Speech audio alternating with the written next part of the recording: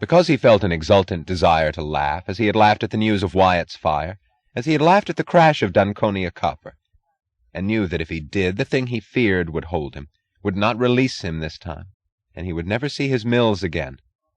Reardon drew back, and for a moment kept his lips closed tight to utter no sound. When the moment was over, he said quietly, his voice firm and dead, "Take that gold of yours and get away from here. I won't accept the help of a criminal." Donna Schuld's face showed no reaction. "I cannot force you to accept the gold, Mr. Reardon, but I will not take it back. You may leave it lying where it is if you wish. I don't want your help, and I don't intend to protect you.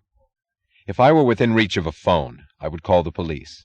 I would, and I will, if you ever attempt to approach me again. I'll do it, in self-protection. I understand exactly what you mean. You know, because I've listened to you, because you've seen me eager to hear it, that I haven't damned you as I should. I can't damn you or anyone else. There are no standards left for men to live by, so I don't care to judge anything they do today, or in what manner they attempt to endure the unendurable. If this is your manner, I will let you go to hell in your own way. But I want no part of it, neither as your inspiration, nor as your accomplice. Don't expect me ever to accept your bank account, if it does exist.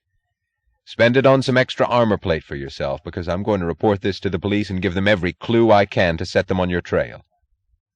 Donna Schuld did not move or answer. A freight train was rolling by somewhere in the distance and darkness.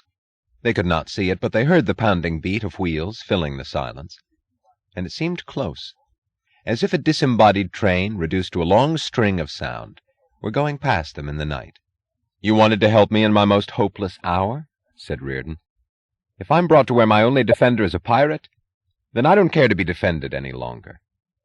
You speak some remnant of a human language, so in the name of that I'll tell you that I have no hope left.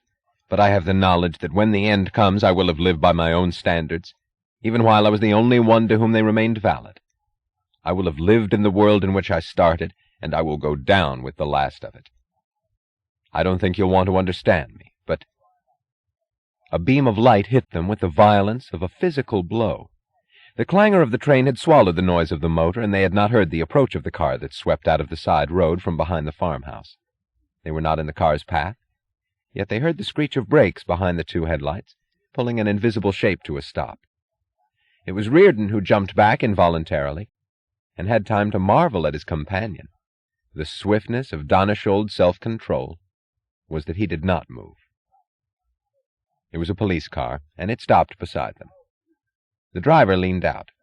"Oh, it's you, Mr. Reardon," he said, touching his fingers to his cap. "Good evening, sir." "Hello," said Reardon, fighting to control the unnatural abruptness of his voice. There were two patrolmen in the front seat of the car, and their faces had a tight look of purpose, not the look of their usual friendly intention to stop for a chat. "Mr. Reardon, did you walk from the mills by way of Edgewood Road past Blacksmith Cove?" "Yes, why?" "Did you happen to see a man anywhere around these parts, a stranger moving along in a hurry?" "Where?" "He'd be either on foot or in a battered wreck of a car that's got $1 million motor." "What man?" "A tall man with blonde hair." "Who is he?" "You wouldn't believe it if I told you, Mr. Reardon. Did you see him?"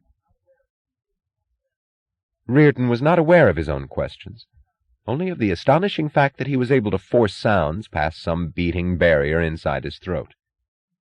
He was looking straight at the policeman, but he felt as if the focus of his eyes had switched to his side vision, and what he saw most clearly was Donna Schuld's face watching him with no expression, with no lines, no muscles worth of feeling.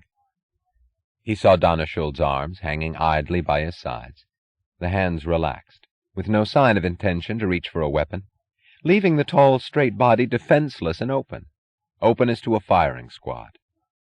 He saw in the light that the face looked younger than he had thought, and that the eyes were sky blue. He felt that his one danger would be to glance directly at Donna Schuld, and he kept his eyes on the policeman, on the brass buttons of a blue uniform.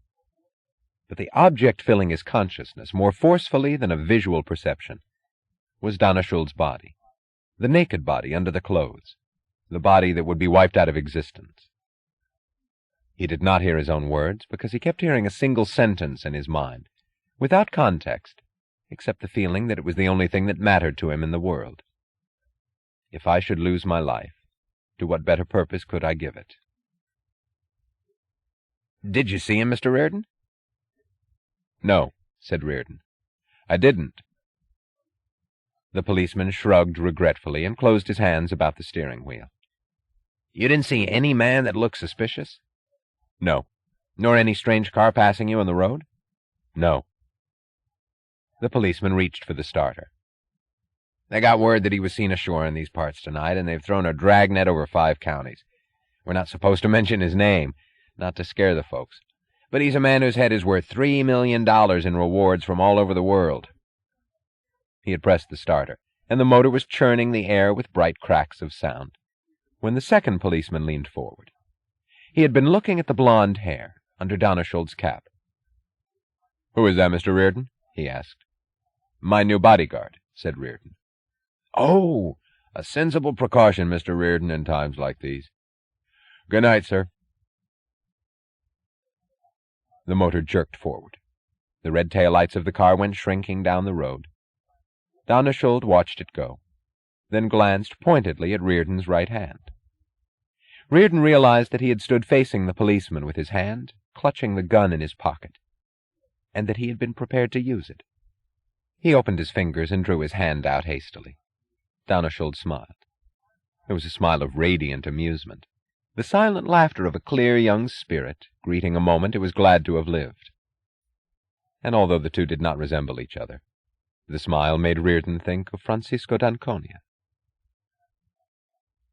"You haven't told a lie," said Ranier Donnerschuld. "Your bodyguard. That's what I am and what I'll deserve to be, in many more ways than you can know at present. Thanks, Mr. Reardon, and so long. We'll meet again much sooner than I had hoped." He was gone before Reardon could answer. He vanished beyond the stone fence as abruptly and soundlessly as he had come. When Reardon turned to look through the farm field, there was no trace of him, and no sign of movement anywhere in the darkness. Reardon stood on the edge of an empty road, in a spread of loneliness vaster than it had seemed before. Then he saw, lying at his feet, an object wrapped in burlap, with one corner exposed, and glistening in the moonlight, the color of the pirate's hair. He bent, picked it up, and walked on. Kip Chalmers swore as the train lurched and spilled his cocktail over the tabletop. He slumped forward, his elbow in the puddle, and said, "God damn these railroads, what's the matter with their track? You'd think with all the money they've got they'd disgorge a little, so we wouldn't have to bump like farmers on a hay cart." His 3 companions did not take the trouble to answer. It was late, and they remained in the lounge merely because an effort was needed to retire to their compartments. The lights of the lounge looked like feeble portholes in a fog of cigarette smoke, dank with the odor of alcohol. It was a private car, which Chalmers had demanded and obtained for his journey. It was attached to the end of the Comet, and it swung like the tail of a nervous animal as the Comet coiled through the curves of the mountains. "I'm going to campaign for the nationalization of the railroads," said Kip Chalmers, glaring defiantly at a small gray man who looked at him without interest. "That's going to be my platform plank. I've got to have a platform plank. I don't like Jim Taggart. He looks like a soft-boiled clam. To hell with the railroads. It's time we took them over." "Go to bed," said the man, "if you expect to look like anything human at the big rally tomorrow. Do you think we'll make it?" "You've got to make it." "I know I've got to, but I don't think we'll get there on time. This goddamn snail of a super special is hours late." "You've got to be there, Kip," said the man ominously, in that stubborn monotone of the unthinking, which asserts an end without concern for the means. "God damn you, don't you suppose I know it?"